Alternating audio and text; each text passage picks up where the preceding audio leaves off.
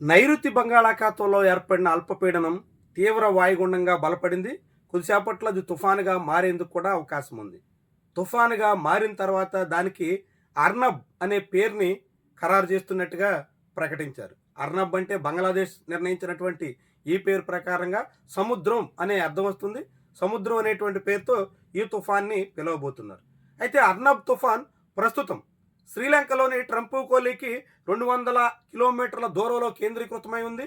అదేవిధంగా తమిళనాడు చేరువలో ఉన్న కరైకల్ పాండిచ్చేరి పరిధిలోకి వస్తుంది. దానికి సుమారుగా 700 కిలోమీటర్ల దూరంలో కేంద్రీకృతమై ఉంది. ఈ తుఫాను ఈ రాత్రికి మరింత బలపడవచ్చు అని ఐఎండీ కూడా అంచనా వేస్తుంది.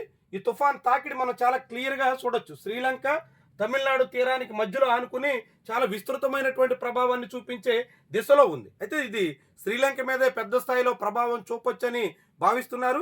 శ్రీలంక సమీపంలోనే తీరాన్ని కూడా తాకే అవకాశం ఉంటుందని అంచనా వేస్తున్నారు. అయితే శ్రీలంకలో తీరాన్ని తాకినప్పటికీ ఆ తర్వాత అది కొంత బలహీనపడి తమిళనాడు కేరళ తీరాల వైపు దూసుకురావచ్చు అని కూడా ఐఎండీ లేటెస్ట్గా అంచనా వేస్తుంది.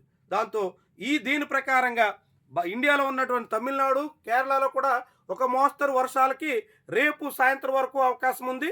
10-11 తారీఖుల్లో ఆంధ్రప్రదేశ్లో ఉన్న దక్షిణాంధ్ర రాయలసీమలోని కొన్ని ప్రాంతాల్లో మాత్రం ఓ మాదిరి నుంచి మోస్తరు వర్షాలు కురిసే వీలైతే ఉంది. ఈ తుఫాను శ్రీలంక తీరాన్ని తాకిన తర్వాత ప్రస్తుతం చూడొచ్చు మనం, శ్రీలంక తీరానికి చేరువలో ఇక్కడ కేంద్రీకృతమై ఉంది.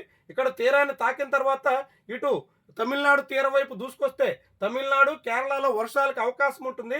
ఆ తర్వాత దక్షిణాంధ్రలో ఉన్న కొన్ని భాగాల్లో కూడా దాని ప్రభావం ఉండొచ్చు అని అంచనా వేస్తున్నారు. అక్కడక్కడ కురిసిన అడపాదడప చెదురుమదురు వర్షాలే తప్ప భారీ వర్షాలకైతే ఎక్కడ అవకాశం కనిపించట్లేదు. ఎందుకంటే శ్రీలంకలోనే తీరాన్ని తాకేస్తే ఆ తర్వాత క్రమంగా బలహీనపడుతుంది.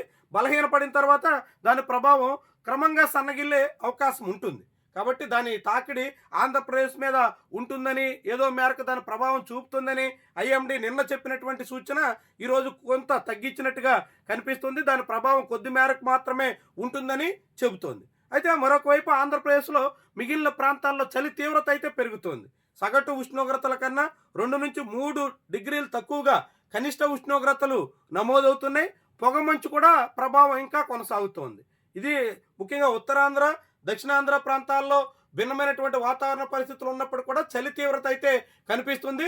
రేపు 10-11 తారీఖుల్లో దక్షిణాంధ్ర రాయలసీమ మీద మాత్రం అక్కడక్కడ ఓ మోస్తరు వర్షాలకి అవకాశం అయితే ఉంటుంది. ఖచ్చితంగా వర్షాలు కురుస్తాయని ఐఎండీ కూడా చెప్పట్లేదు. అవకాశం ఉంటుంది, తగిన జాగ్రత్తలతో సాగాలి అనే మాట మాత్రం ప్రస్తుతానికి ఐఎండీ చెబుతోంది. దాంతో ఇప్పుడు నిజంగానే శ్రీలంకలో ట్రంపుకోలి సమీపంలో ఈ అర్నబ్ తుఫాన్ తీరాన్ని తాకేస్తే దాని తీవ్రత అనివార్యంగా తగ్గే అవకాశం ఉంటుంది. తగ్గిన తర్వాత తమిళనాడు కేరళ మినహా ఆంధ్రప్రదేశ్లో ఎక్కువ ప్రభావానికైతే ఏమాత్రం ఆస్కారం లేదని మనం కూడా చెప్పొచ్చు. ఇది లేటెస్ట్ వెదర్ అప్డేట్.